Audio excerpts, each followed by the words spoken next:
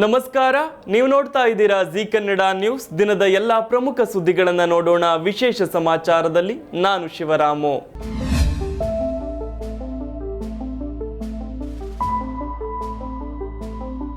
ಅಧಿಕಾರ ಹಂಚಿಕೆ ಸಂಬಂಧ ಒಪ್ಪಂದವಾಗಿದೆ ಎಂಬ ಉಪಮುಖ್ಯಮಂತ್ರಿ ಡಿಕೆ ಶಿವಕುಮಾರ್ ಹೇಳಿಕೆ ಇದೀಗ ಕರ್ನಾಟಕ ಕಾಂಗ್ರೆಸ್ನಲ್ಲಿ ಮತ್ತೆ ಚರ್ಚೆ ಹುಟ್ಟುಹಾಕಿದೆ.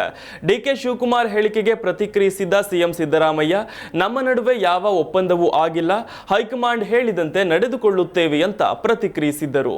ಇದೀಗ ಅಧಿಕಾರ ಹಂಚಿಕೆ ಒಪ್ಪಂದ ಹೇಳಿಕೆ ಬಗ್ಗೆ ಗೃಹ ಸಚಿವ ಡಾಕ್ಟರ್ ಜಿ ಪರಮೇಶ್ವರ್ ಪ್ರತಿಕ್ರಿಯಿಸಿದ್ದು ಅಸಮಾಧಾನ ವ್ಯಕ್ತಪಡಿಸಿದ್ದಾರೆ. ಬೆಂಗಳೂರಿನಲ್ಲಿ ಮಾತನಾಡಿದ ಪರಮೇಶ್ವರ್, ಒಪ್ಪಂದ ಆಗಿದೆ ಎಂದಾದರೆ ನಾವೆಲ್ಲ ಯಾಕೆ ಇರಬೇಕು? ಅವರಿಬ್ಬರೇ ರಾಜಕಾರಣ ಮಾಡಿ ಅವರಿಬ್ಬರೇ ನಡೆಸಿ ಬಿಡ್ಲಿ, ಬೇರೆಯವರು ಇರೋದೇ ಬೇಡವಾ ಅಂತ ಪ್ರಶ್ನೆ ಮಾಡಿದ್ದಾರೆ. ಯಾವ ಒಪ್ಪಂದ ಆಗಿದೆಯೋ ನಮಗೆ ಗೊತ್ತಿಲ್ಲ. ನಾನು 2-3 ಜನರನ್ನ ದೆಹಲಿಯಲ್ಲಿ ಕೇಳಿದ್ದೆ, ಇಲ್ಲೂ ಕೇಳಿದೆ, ಒಪ್ಪಂದ ಆಗಿದೆ ಅಂತ ಯಾರೂ ಹೇಳಿಲ್ಲ. ಡಿಕೆ ಶಿವಕುಮಾರ್ ಯಾವ ಅರ್ಥದಲ್ಲಿ ಹೇಳಿದ್ರು ಅದು ನನಗೆ ಗೊತ್ತಿಲ್ಲ. ಯಾವುದೇ ಒಪ್ಪಂದ ಆಗಿಲ್ಲ ಅಂತ ಸಿಎಂ ಸ್ಪಷ್ಟವಾಗಿ ಹೇಳಿದ್ದಾರೆ. ಆ ರೀತಿ ಆಗಲು ಸಾಧ್ಯವಿಲ್ಲ. ಹೈಕಮಾಂಡ್ ಬಿಟ್ಟು ಹೋಗಲ್ಲ. ಹೈಕಮಾಂಡ್ ತೀರ್ಮಾನ ಒಪ್ಪಿಕೊಳ್ತೇವೆ ಅಂತ ಗೃಹ ಸಚಿವ ಪರಮೇಶ್ವರ್ ಹೇಳಿದ್ರು. ಇನ್ನು ಹಾಸನದಲ್ಲಿ ಕಾಂಗ್ರೆಸ್ ಜನಕಲ್ಯಾಣ ಸಮಾವೇಶ ವಿಚಾರವಾಗಿಯೂ ಕೂಡ ಮಾತನಾಡಿದ ಪರಮೇಶ್ವರ್, ಜನ ಸ್ವಾಭಿಮಾನಿ ಒಕ್ಕೂಟಗಳನ್ನ ಮಾಡಿಕೊಂಡಿದ್ದಾರೆ. ಅವರು ನಮ್ಮ ಪಕ್ಷಕ್ಕೆ, ಸರ್ಕಾರಕ್ಕೆ ಸಿಂಪಥೈಸರ್ಸ್. ಅವರೊಂದಿಗೆ ಪಕ್ಷವೂ ಸೇರಿದೆ. ಎಲ್ಲ ಒಟ್ಟಿಗೆ ಸೇರಿ ಸಮಾವೇಶ ಮಾಡ್ತಿದ್ದೀವಿ. ಚುನಾವಣೆ ಸಂದರ್ಭದಲ್ಲಿ ರಾಜಕೀಯವಾಗಿ ಮಾತಾಡಿದ್ದೆವು, ಅದನ್ನ ಜನರಿಗೆ ಹೇಳಬೇಕು. ಸರ್ಕಾರಿ ಕಾರ್ಯಕ್ರಮದಲ್ಲಿ ರಾಜಕೀಯ ವಿಚಾರ ಪ್ರಸ್ತಾಪ ಮಾಡಲು ಆಗಲ್ಲ. ಜನರಿಗೆ ಸತ್ಯಾಂಶವನ್ನ ತಿಳಿಸಬೇಕು. ವಿಪಕ್ಷಕ್ಕೆ ರಾಜಕೀಯವಾಗಿ ಉತ್ತರ ಕೊಡಬೇಕು. ರಾಜಕೀಯವಾಗಿ ಉತ್ತರ ಕೊಡಲು ಸಮಾವೇಶ ಮಾಡುತ್ತಿದ್ದೇವೆ ಎಂದರು. ಇದು ಪಕ್ಷದ ಕಾರ್ಯಕ್ರಮ. ನಮ್ಮಲ್ಲಿ ಯಾವುದೇ ರೀತಿಯ ಬಣ ಇಲ್ಲ. ಬಿಜೆಪಿಯಲ್ಲಿ 3 ಬಣವಿದೆ. ನಮ್ಮಲ್ಲಿ ಬಣವನ್ನ ಸೃಷ್ಟಿಸಲು ಬಿಜೆಪಿ ಯತ್ನಿಸಬಹುದು ಅಷ್ಟೇ ಎಂದರು. ಆಹಾರ ಮತ್ತು ನಾಗರಿಕ ಸರಬರಾಜು ಸಚಿವ ಕೆಎಚ್ ಮುನಿಯಪ್ಪ ಪ್ರಯಾಣಿಸುತ್ತಿದ್ದ ಕಾರು ಅಪಘಾತಕ್ಕೆ ಒಳಗಾಗಿದೆ. ಹಿಂಬದಿಯಿಂದ ಬಂದ ಇನೋವಾ ಸಚಿವರ ಕಾರಿಗೆ ಡಿಕ್ಕಿ ಹೊಡೆದಿದೆ. ಸಚಿವರು ಪ್ರಾಣಾಪಾಯದಿಂದ ಪಾರಾಗಿದ್ದಾರೆ. ಹಾಸನದಲ್ಲಿ ನಡೆಯುತ್ತಿರುವ ಕಾಂಗ್ರೆಸ್ ಜನಕಲ್ಯಾಣ ಸಮಾವೇಶಕ್ಕೆ ಮುನಿಯಪ್ಪ ಪ್ರಯಾಣಿಸುತ್ತಿದ್ದರು. ರಾಷ್ಟ್ರೀಯ ಹೆದ್ದಾರಿ 75ರ ಶಾಂತಿ ಗ್ರಾಮದ ಟೋಲ್ ಬಳಿ ದುರ್ಘಟನೆ ನಡೆದಿದೆ. ಇನ್ನು ಅಪಘಾತದ ಹೊಡೆತಕ್ಕೆ ಸಚಿವರ ಕಾರು ಜಖಂಗೊಂಡಿದೆ. ಈ ಹಿನ್ನೆಲೆಯಲ್ಲಿ ಬದಲಿ ವಾಹನದ ಮೂಲಕ ಸಚಿವರು ಸಮಾವೇಶಕ್ಕೆ ಆಗಮಿಸಿದ್ದಾರೆ. ಕರ್ನಾಟಕದ ಪ್ರಮುಖ ಧಾರ್ಮಿಕ ಕ್ಷೇತ್ರ ಬೆಳಗಾವಿಯ ಸವದತ್ತಿ ಯಲ್ಲಮ್ಮ ದೇಗುಲ ಅಭಿವೃದ್ಧಿಗೆ ಕೇಂದ್ರ ಸರ್ಕಾರ 100 ಕೋಟಿ ರೂಪಾಯಿ ಮಂಜೂರು ಮಾಡಿದೆ. ರಾಜ್ಯ ಪ್ರವಾಸೋದ್ಯಮ ಸಚಿವ ಎಚ್.ಕೆ. ಪಾಟೀಲ ಅವರ ಮನವಿಗೆ ಸ್ಪಂದಿಸಿದ ಕೇಂದ್ರ ಸವದತ್ತಿ ಯಲ್ಲಮ್ಮ ದೇಗುಲದ ಅಭಿವೃದ್ಧಿಗೆ 100 ಕೋಟಿ ರೂಪಾಯಿ ಬಿಡುಗಡೆ ಮಾಡಿದೆ. ಈ ಸಂಬಂಧ ಸಚಿವ ಎಚ್.ಕೆ. ಪಾಟೀಲ ಅವರು ಕೇಂದ್ರ ಪ್ರವಾಸೋದ್ಯಮ ಇಲಾಖೆಗೆ ಪತ್ರ ಬರೆದು ಸವದತ್ತಿ ಯಲ್ಲಮ್ಮ ದೇಗುಲ ಅಭಿವೃದ್ಧಿಯ ಅಗತ್ಯದ ಬಗ್ಗೆ ಮನವಿ ಮಾಡಿದ್ದರು. ಸವದತ್ತಿ ಯಲ್ಲಮ್ಮ ದೇಗುಲಕ್ಕೆ 1 ಕೋಟಿಗೂ ಅಧಿಕ ಪ್ರವಾಸಿಗರು ಹಾಗೆಯೇ ಭಕ್ತರು ಭೇಟಿ ನೀಡಿದ್ದು, ಈ ಹಿನ್ನೆಲೆಯಲ್ಲಿ ಪ್ರವಾಸಿಗರಿಗೆ, ಅದರಲ್ಲೂ ಗ್ರಾಮೀಣ ಪ್ರದೇಶದಿಂದ ಬರುವಂತಹ ಪ್ರವಾಸಿಗರಿಗೆ, ಭಕ್ತರಿಗೆ ಅಗತ್ಯ ವಸತಿ ವ್ಯವಸ್ಥೆ ಸೇರಿದಂತೆ ಮೂಲಭೂತ ಸೌಲಭ್ಯ ಕಲ್ಪಿಸಬೇಕಿದ್ದು, ಈಗಿರುವ ಸೌಕರ್ಯ ಉನ್ನತೀಕರಣ ಹಾಗೆಯೇ ಹೊಸ ಮೂಲ ಸೌಕರ್ಯಗಳ ಅಭಿವೃದ್ಧಿಗೆ 100 ಕೋಟಿ ರೂಪಾಯಿಗಳ ಅಗತ್ಯ ಇದೆ ಅನ್ನೋದನ್ನ ಕೇಂದ್ರ ಸರ್ಕಾರದ ಗಮನಕ್ಕೆ ತಂದಿದ್ದರು. ಅದರಂತೆ ಸಚಿವರ ಮನವಿ ಪುರಸ್ಕರಿಸಿರುವ ಕೇಂದ್ರ ಸರ್ಕಾರ ಸವದತ್ತಿ ದೇಗುಲ ಅಭಿವೃದ್ಧಿಗೆ 100 ಕೋಟಿ ರೂಪಾಯಿ ಬಿಡುಗಡೆ ಮಾಡಿದೆ. ಸಿದ್ಧಗಂಗಾ ಮಠದ ಶಿವಕುಮಾರ ಸ್ವಾಮಿ ಶ್ರೀಗಳ ಪುತ್ಥಳಿಯನ್ನ ಕಿಡಿಗೇಡಿಯೋರ್ವ ವಿರೂಪಗೊಳಿಸಿದ್ದಾನೆ. ಸದ್ಯ ಆತನನ್ನ ಬಂಧಿಸಿ ವಿಚಾರಣೆಗೆ ಒಳಪಡಿಸಿದಾಗ ಅಚ್ಚರಿಯ ವಿಚಾರಗಳು ಬಯಲಾಗಿವೆ.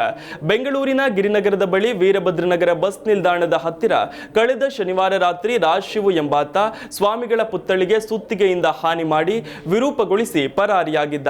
ಪ್ರಕರಣ ದಾಖಲಿಸಿಕೊಂಡ ಪೊಲೀಸರು ಸದ್ಯ ಆರೋಪಿಯನ್ನ ಬಂಧಿಸಿದ್ದಾರೆ. ಈ ವೇಳೆ ಆರೋಪಿ ಶಿವಕುಮಾರ ಶ್ರೀಗಳ ಪುತ್ಥಳಿ ಟಾರ್ಗೆಟ್ ಮಾಡಿದ್ದರ ವಿಚಿತ್ರ ಕಾರಣ ಬಾಯ್ಬಿಟ್ಟಿದ್ದಾನೆ. ಶ್ರೀಗಳ ಮೂರ್ತಿ ಒಡೆಯುವಂತೆ ಯೇಸು ಕ್ರಿಸ್ತ ಈತನ ಕನಸಿನಲ್ಲಿ ಬಂದು ಹೇಳಿದ್ದರಂತೆ.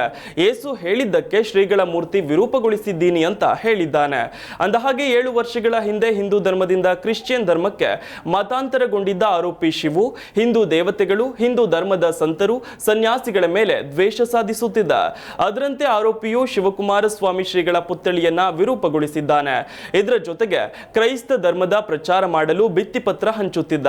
ಜೊತೆಗೆ ಭಿತ್ತಿ ಪತ್ರದಲ್ಲಿನ ಕೋಡ್ ಸ್ಕ್ಯಾನ್ ಮಾಡಿದ್ರೆ ಬೈಬಲ್ ಸಿಗುವಂತೆ ಕೂಡ ಭಿತ್ತಿಪತ್ರ ಹಂಚುತ್ತಿದ್ದ. ಸದ್ಯ ಪುತ್ಥಳಿ ವಿರೂಪಗೊಳಿಸಿದ ಹಿನ್ನೆಲೆ ಆರೋಪಿ ರಾಜ್ ಶಿವನನ್ನ ಬಂಧಿಸಿ ಪೊಲೀಸರು ಜೈಲಿಗಟ್ಟಿದ್ದಾರೆ. ಕರ್ನಾಟಕದ ಕರಾವಳಿ ಸೇರಿ 20ಕ್ಕೂ ಅಧಿಕ ಜಿಲ್ಲೆಗಳಲ್ಲಿ ಡಿಸೆಂಬರ್ 9ರವರೆಗೆ ಮಳೆಯಾಗಲಿದೆ ಅಂತ ಹವಾಮಾನ ಇಲಾಖೆ ಮುನ್ಸೂಚನೆ ನೀಡಿದೆ. ಫೆಂಗಲ್ ಚಂಡಮಾರುತ ದುರ್ಬಲವಾಗುತ್ತಿದ್ದರೂ ಕರ್ನಾಟಕದಾದ್ಯಂತ ಮಳೆಗೆ ಕಾರಣವಾಗುತ್ತಿದೆ.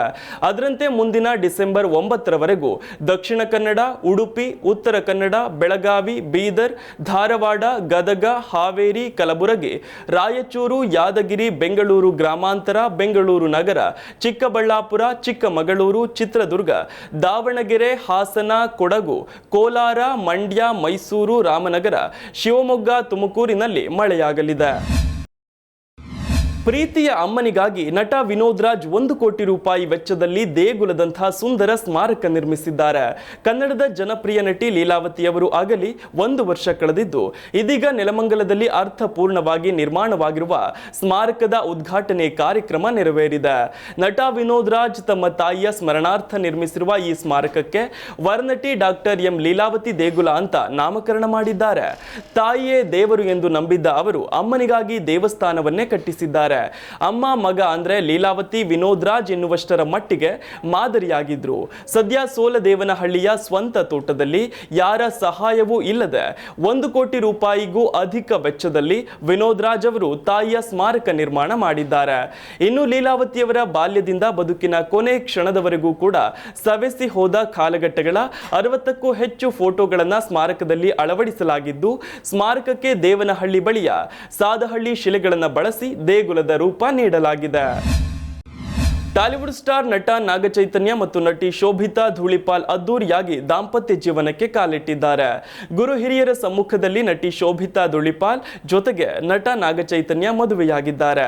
ಹೈದರಾಬಾದ್ನಲ್ಲಿ ನಾಗಚೈತನ್ಯ ಶೋಭಿತಾ ವಿವಾಹ ಮಹೋತ್ಸವ ಅದ್ದೂರಿಯಾಗಿ ನೆರವೇರಿದೆ.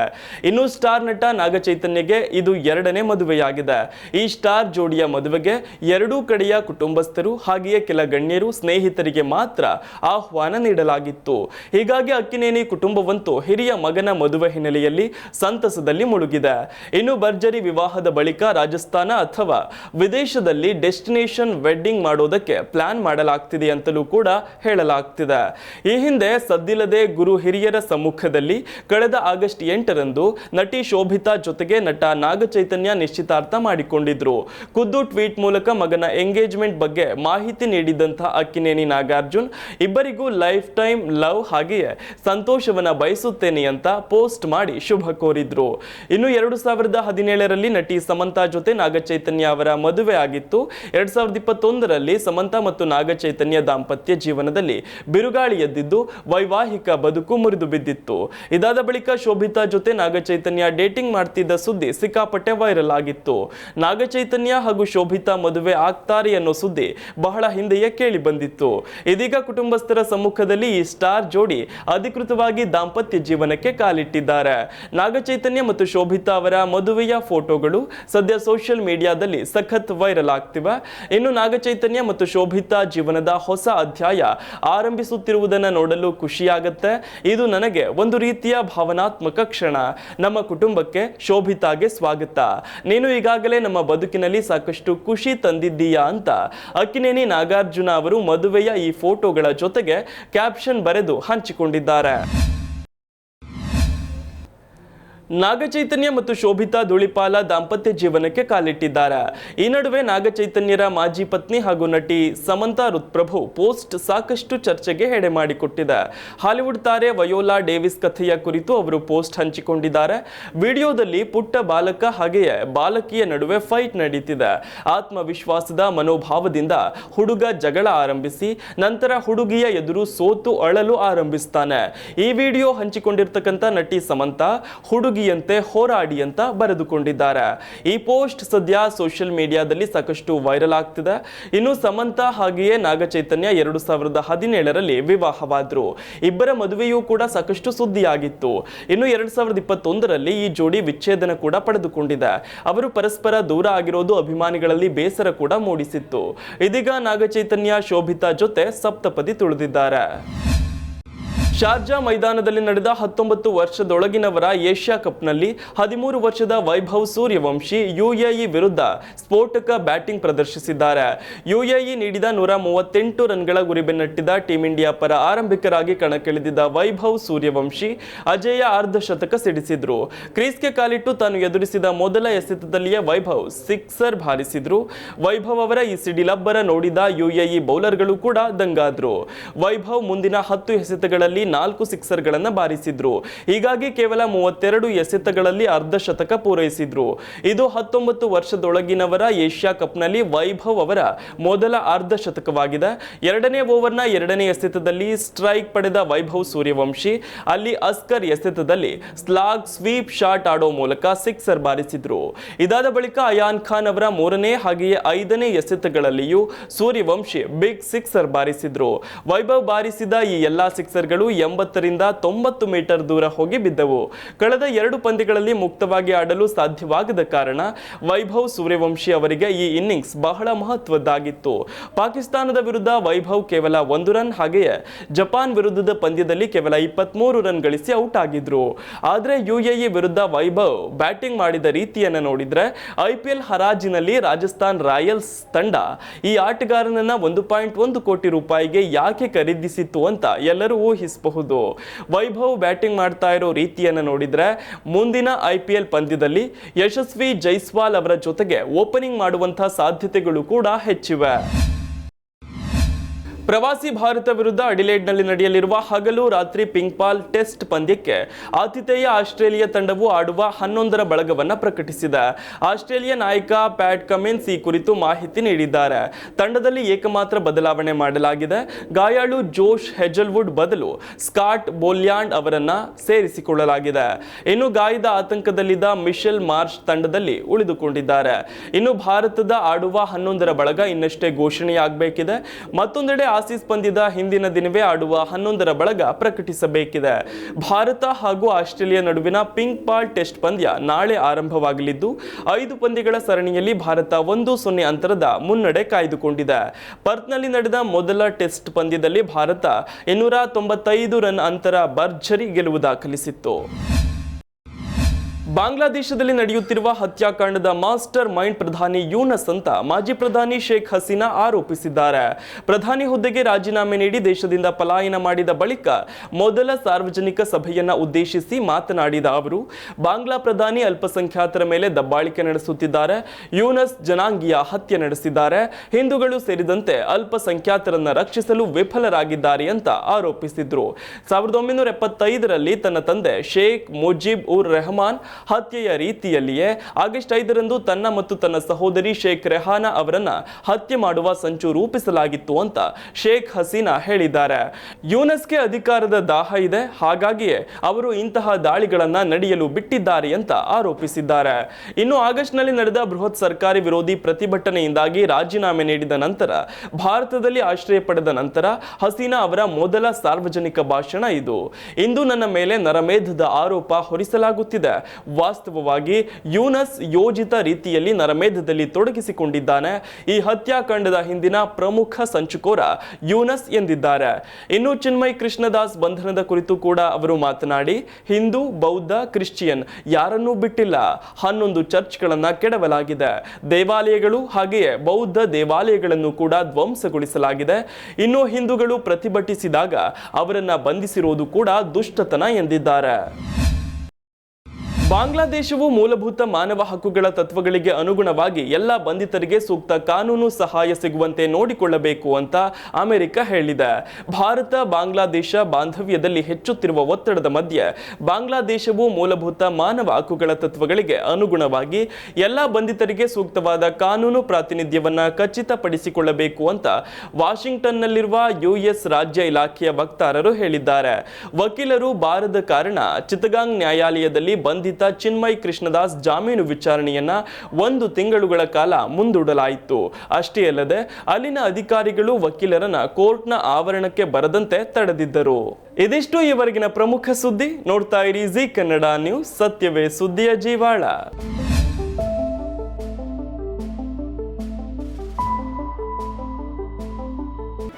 ಜಿ ಕನ್ನಡ ನ್ಯೂಸ್ ಈಗ ನಿಮ್ಮ ಮನೆಯಲ್ಲೇ ನೋಡಿ. ಎಲ್ಲ ಕೇಬಲ್ಗಳಲ್ಲಿ ಈಗ ಲಭ್ಯ. ನಿಮ್ಮ ನೆಚ್ಚಿನ ಜೀ ಕನ್ನಡ ನ್ಯೂಸ್ ಈಗ ಸನ್ ಡೈರೆಕ್ಟ್ ನಲ್ಲಿ number 292, Tata play number 1664, Jio TV number 1334, NXT digital number 30, in cable number 30, city networks 51, U digital number 162, GTPL number 17, Rockline telecommunications number 42, Shri Basaveshwara cable number 168, rural cable network 60, Vinayaka digital 57, Abhishek cable 821, city channel 53, Siddeshwara cable network 57, V4 digital Infotech 628, Surya digital networks 53, Gajanan digital number 836, Malnad infotech private limited number 56, Metrocast number 830, victory digital number 167ರಲ್ಲಿ ನೋಡಿ ಆನಂದಿಸಿ.